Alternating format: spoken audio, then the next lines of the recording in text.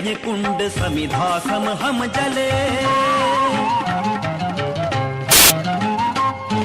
सेवा है यज्ञ कुंड समिधा सम हम जले, ध्येय महासागर में सरित रूप हम मिले। सेवा है यज्ञ कुंड समिधा सम हम जले, ध्येय महासागर में सरित रूप हम मिले। लोक योग क्षेम ही राष्ट्र अभय गान है, सेवारत व्यक्ति व्यक्ति कार्य का ही प्राण है। सेवा है यज्ञ कुंड समिधा सम हम जले, ध्येय महासागर में सरित रूप हम मिले। सेवा है यज्ञ कुंड समिधा सम हम जले।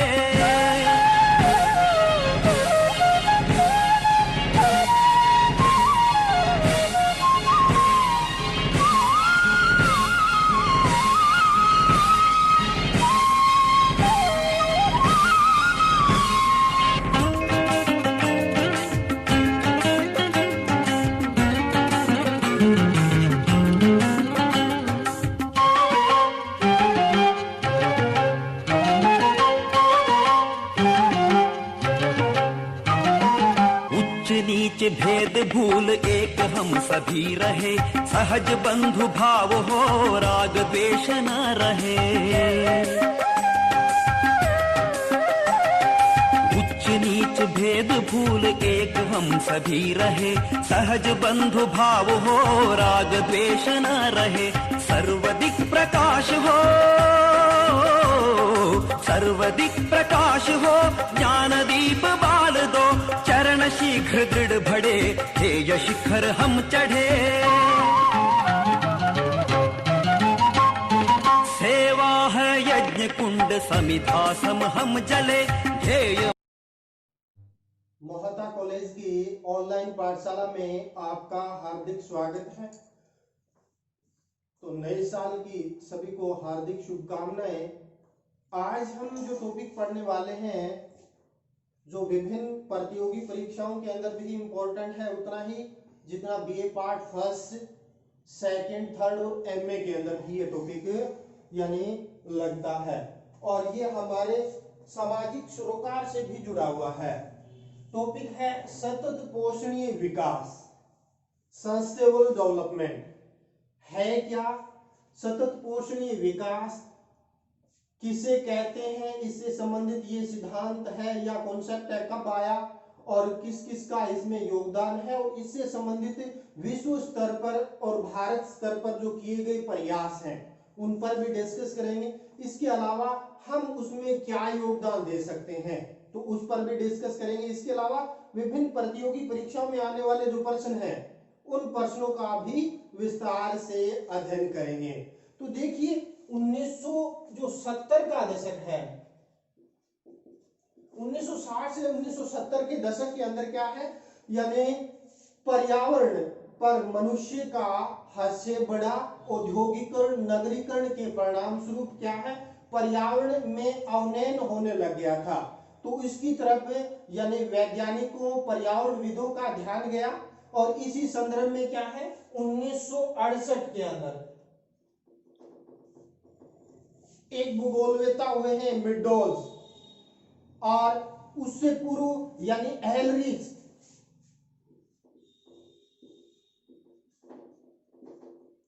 एहलरीच नामक पर्यावरणविद ने the population bomb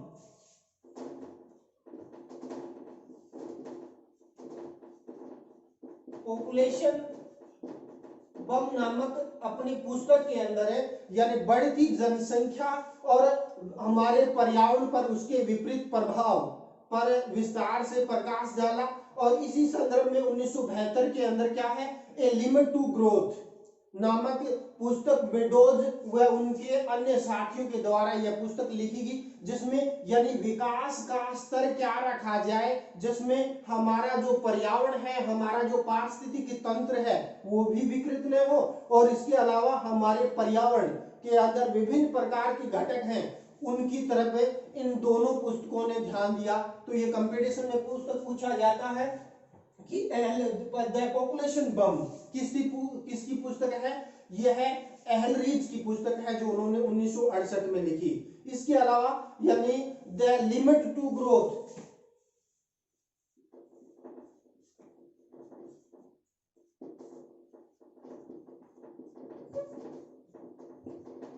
limit to growth यह पुस्तक यानी किसके द्वारा रचित की गई? या मेडोज व उनके अन्य के द्वारा इस पुस्तक को लिखा गया, जिसमें यानी विकास और पर्यावरण के बीच एक संतुलन की बात इन्होंने मुख्य रूप से क्या है रखी गई थी। तो इसके बाद क्या है, पर्यावरणविदों का ध्यान गया कि विकास ऐसा हो जिसमें सतत पोषणीयता हो, यानी विनाश रहित जो विकास है वो सतत पोषणीय विकास है। इस सतत पोषणीय विकास को अन्य कई नामों से जाना जाता है, जैसे सतत पोषणीय विकास को कहा जाता है टिकाऊ विकास। क्या कहा जाता है? टिकाऊ विकास के नाम से जाना जाता है, या सतत विकास के नाम से जाना जाता है, स्थिर विकास या स्थायी विकास या सुदृढ़ विकास या धारणीय विकास।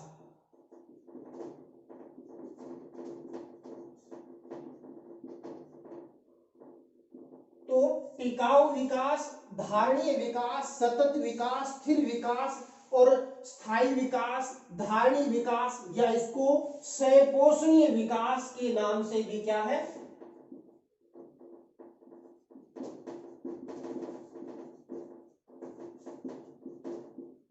विकास के नाम से जाना जाता है।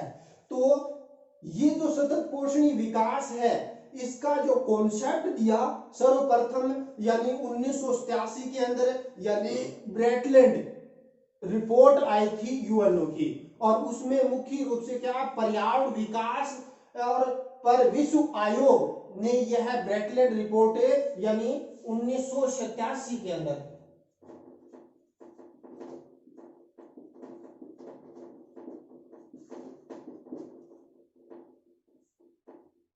ब्रेटलैंड जो रिपोर्ट आई उस रिपोर्ट के अंदर मुख्य रूप से क्या है यानी सतत पोषणीय विकास का जो कॉन्सेप्ट आया, और इस कॉन्सेप्ट का मुख्य उद्देश्य ही था कि पर्यावरण के अंदर यानी सतत पोषणीय विकास किया जाए, जिसका यानी शीर्षक क्या था इस यानी ब्रेटलैंड रिपोर्ट आई थी इसका हमारा साझा भविष्य, हमारा साझा भविष्य, यानी हमारा कॉमन फ्यूचर क्या होना चाहिए।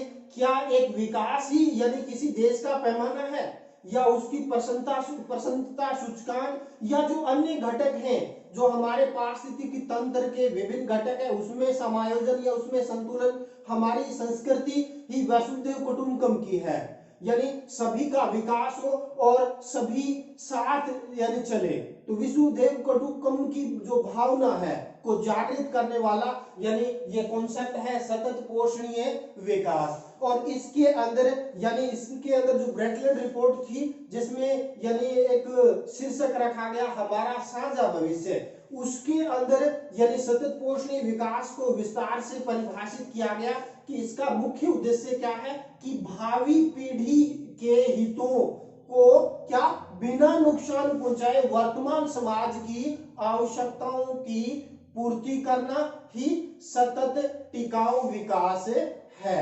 और इस विकास के अंदर क्या है यानी साधन संपन्न लोगों की तुलना में साधनहीन जो लोग हैं या तथा वर्तमान पीढ़ी में अधिक भावी पीढ़ी को अधिक महत्व इसके अंदर दिया गया था। तो इसलिए यानी इसके अंदर यानी संसाधनों का महत्वता चयनात्मक उपयोग करते हुए भावी पीढ़ी के लिए संसाधनों का यानी बचाए रखना और उसका यानी विकास का ऐसा यानी मार्ग है जिसके अंदर हमें चयनात्मक वस्तुओं का उपयोग करते हुए जो नवीकरणीय संसाधन है उसका अधिकतम उपयोग करें, उनको नए संसाधनों का सर्जन करें, जो समाप्य श्रेणी के संसाधन है उसका महत्वता और चयनात्मकता से उपयोग करते हुए भावी पीढ़ी के लिए उन संसाधनों को यानी सुरक्षित रखना ही मुख्य रूप से क्या है टिकाऊ विकास है। तो ये टिकाऊ विकास का जो कॉन्सेप्ट है ये कब आया? ब्रेटलैंड रिपोर्ट जो 1987 के अंदर आई और इसके अंदर यानी शीर्षक क्या था कि हमारा साझा भविष्य, हमारा कॉमन फ्यूचर। और ये जो रिपोर्ट है पर्यावरण विकास पर विश्व जो आयोग है उसने यह रिपोर्ट है वो मुख्य रूप से क्या है प्रस्तुत की। और इसी रिपोर्ट के आधार पर धीरे धीरे ये कॉन्सेप्ट आया। और इसी संदर्भ में महात्मा गांधी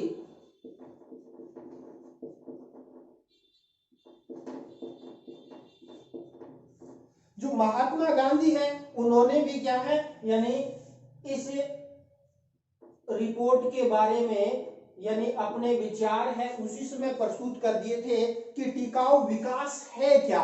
तो गांधी जी का कथन है यानी गांधी जी के अनुसार यदि हम देखना चाहें तो असली सभ्यता अपने कर्तव्यों का पालन करना और नैतिक सम्मित आचरण करना है। उसका दृष्टिकोण था कि लालच और जुनून पर क्या होना चाहिए, एक अंकुश होना चाहिए और टिकाऊ विकास का केंद्र बिंदु होना चाहिए, समाज की मौलिक जरूरतों को पूरा करना होना चाहिए।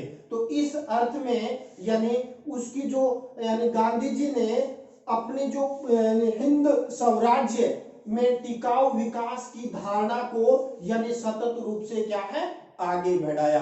तो यानी गांधी जी ने यानी मुख्य रूप से टिकाऊ विकास के बारे में क्या कहा कि यानी असली सभ्यता अपने कर्तव्यों का पालन करना है और नैतिक सम्मित आचरण करना है। उनका दृष्टिकोण था कि लालन और जुनून पर अंकुश लगना चाहिए, टिकाऊ विकास का केंद्र बिंदु है समाज की मौलिक जरूरतों को पूरा करना।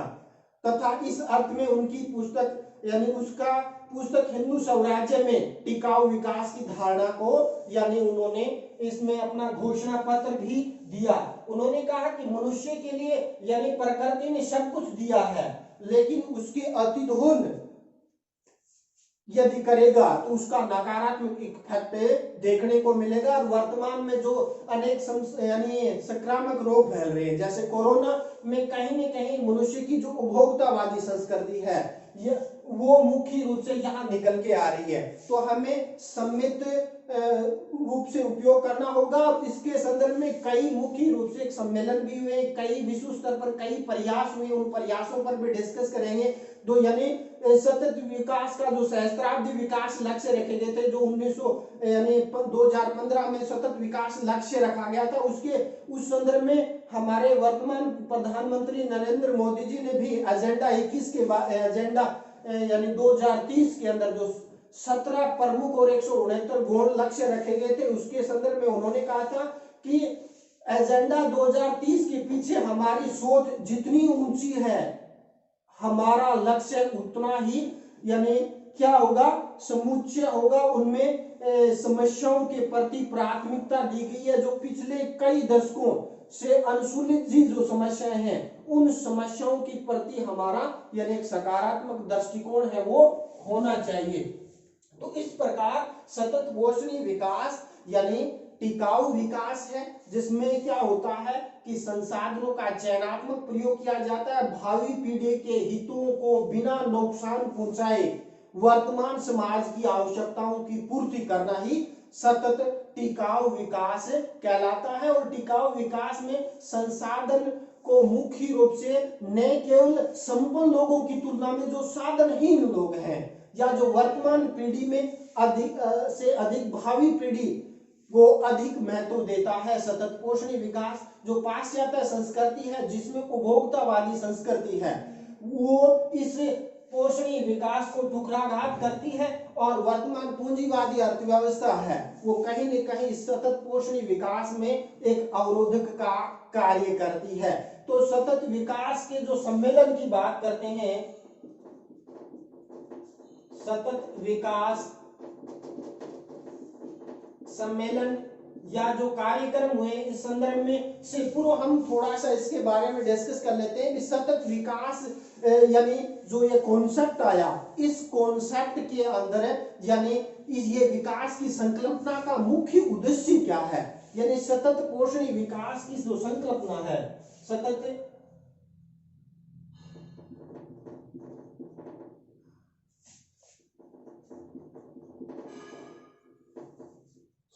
पोषणीय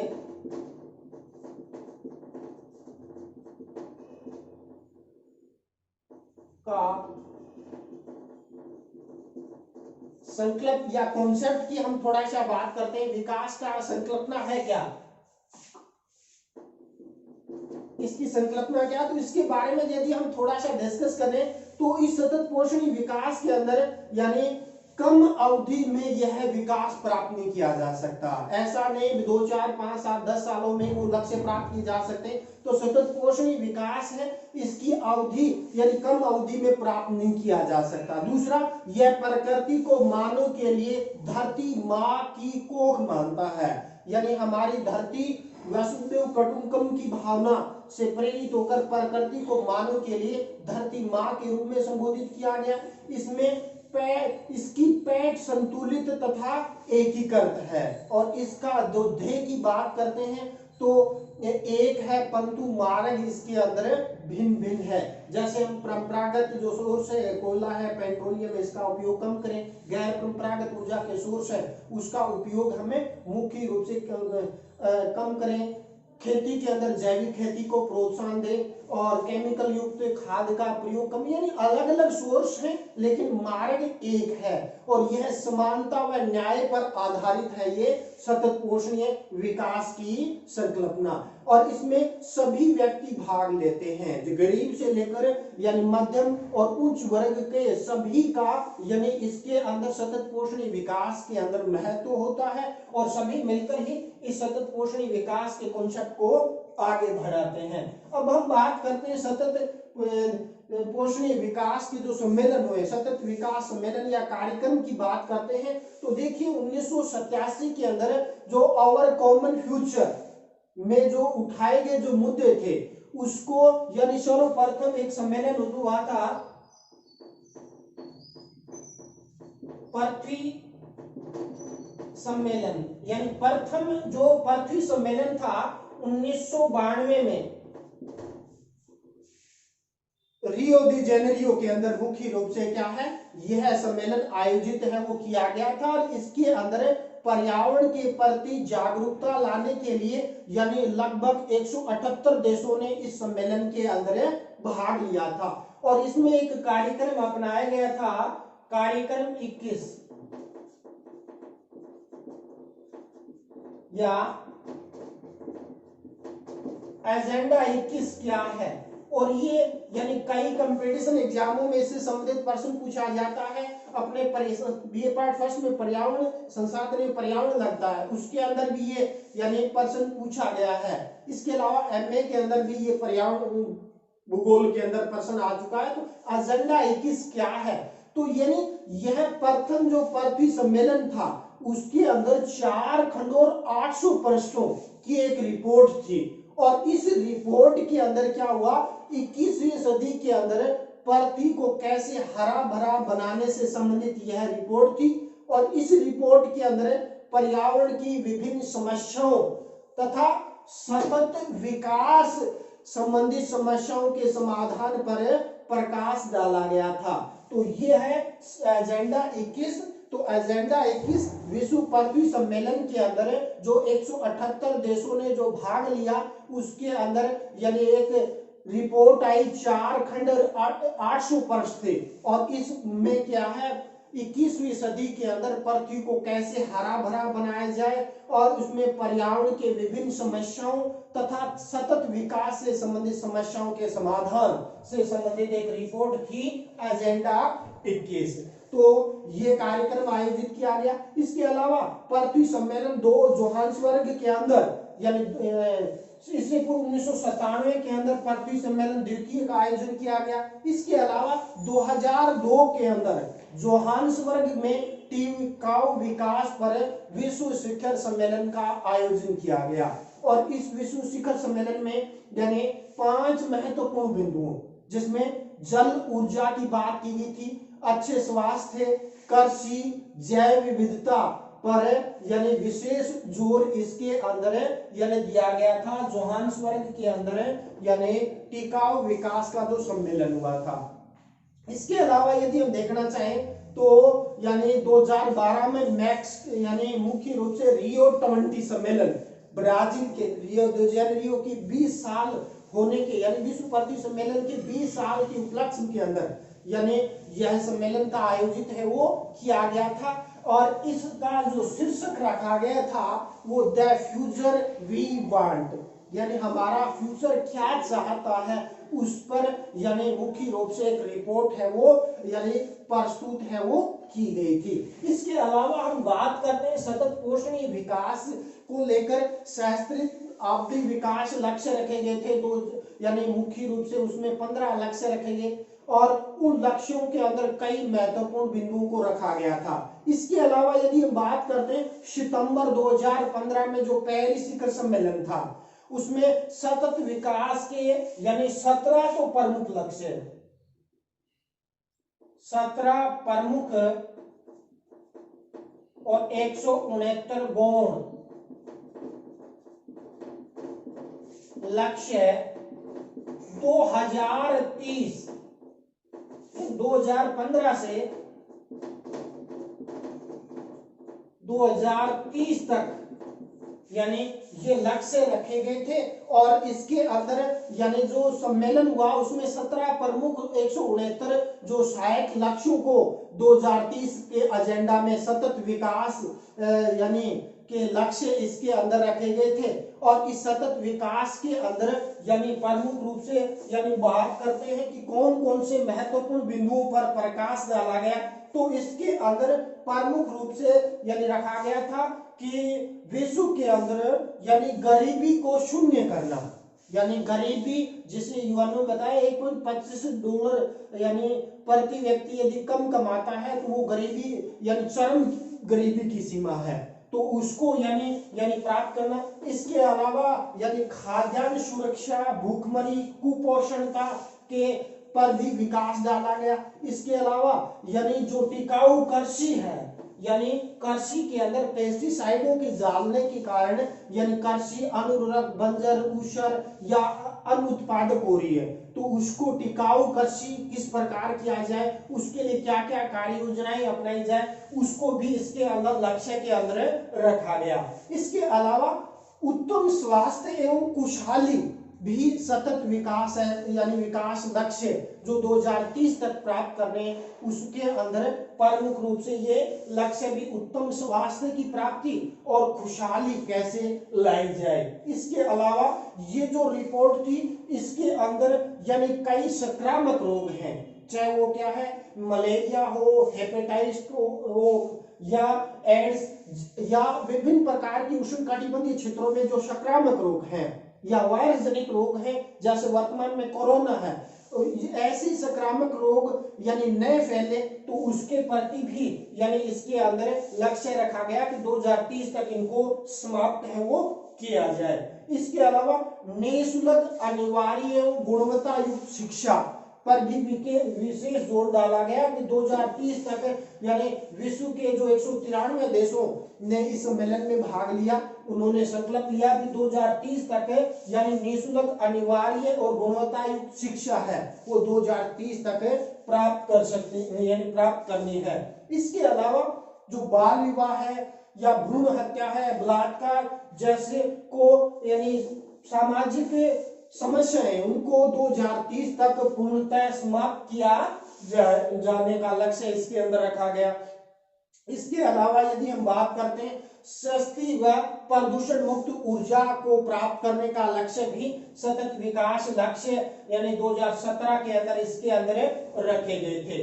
इसके अलावा यदि हम बात करते हैं तो नेक्स्ट लक्ष्यों की निःशुल्क और अनिवार्य शिक्षा के अलावा उद्योगों में नवाचार हो, उसमें बुनियादी सुविधाएं हो, आर्थिक समानता हो और पर्यावरण के अंदर जैव विविधता बनी रहे, पारिस्थितिकी तंत्र मजबूत हो और सभी विश्व आपस में मिलकर क्या है इस पारिस्थितिकी तंत्र को किस प्रकार बचा सकते हैं। जैसे 17 प्रमुख और 169 गौण लक्ष्यों को रखा गया। इस सतत पोषणीय विकास में हम अपने स्तर पर क्या योगदान दे सकते हैं, जैसे इसी साल फर्स्ट ईयर के अंदर यानी मुख्य रूप से एक नए सब्जेक्ट के तौर पर जो विषय लागू किया गया है। उसके अंदर भी यही है कि हमारे समाज के अंदर यानी जो विकृतियां आ रही है, पर्यावरण में जो विकृतियां आ रही है, उस विकृतियों को यानी हम किस प्रकार यानी दूर कर सकते हैं। तो आनंदम जो सब्जेक्ट जोड़ा गया है वो कहीं न कहीं इस सतत पोषणीय यानी जो संकल्पना है, जिसमें समाज के अंदर जो विकृतियां आ रही है और जो वर्तमान में जो टेक्नोलॉजी आ रही है, साइबर अपराध बढ़ रहे हैं, तो उसमें कहीं न कहीं यानी ये सतत पोषणीय विकास का कॉन्सेप्ट है वो जुड़ा हुआ है। आत्मनिर्भरता कैसे लाई जाए और यानी बहुत सी कार्य योजनाएं इसके अंदर आती है। तो इस प्रकार सतत पोषणीय विकास या टिकाऊ विकास या स्थिर विकास, स्थायी विकास, धारणीय विकास, संपोषणीय विकास का जो संकल्पना है उसमें भावी पीढ़ी है उसके हितों को बिना नुकसान पहुंचाए वर्तमान समाज की आवश्यकताओं की पूर्ति इसके अंदर टिकाऊ विकास के अंदर आती है। और इसमें यानी इस टिकाऊ विकास के अंदर साधन संपन्न लोगों की तुलना में साधनहीन लोगों या वर्तमान पीढ़ी से अधिक भावी पीढ़ी को अधिक महत्व इसके अंदर प्रमुख रूप से दिया गया है। तो जो गांधी जी ने जो हिंद स्वराज्य में टिकाऊ विकास की जो घोषणा पत्र दिया था, तो उसमें उन्होंने कहा भी था कि जो असली सभ्यता अपने कर्तव्यों का पालन करना है, अपना नैतिक सम्मित आचरण तथा इनका जो दृष्टिकोण था लालच और जुनून पर अंकुश होना चाहिए। टिकाऊ विकास का केंद्र बिंदु समाज की मौलिक जरूरतों को पूरा करना होना चाहिए। तो इस प्रकार यानी इस ये कॉन्सेप्ट आ जाता है सतत पोषणीय विकास। तो इसी के साथ आज का टॉपिक अपने यहीं समाप्त करते हैं। जय हिंद, जय भारत।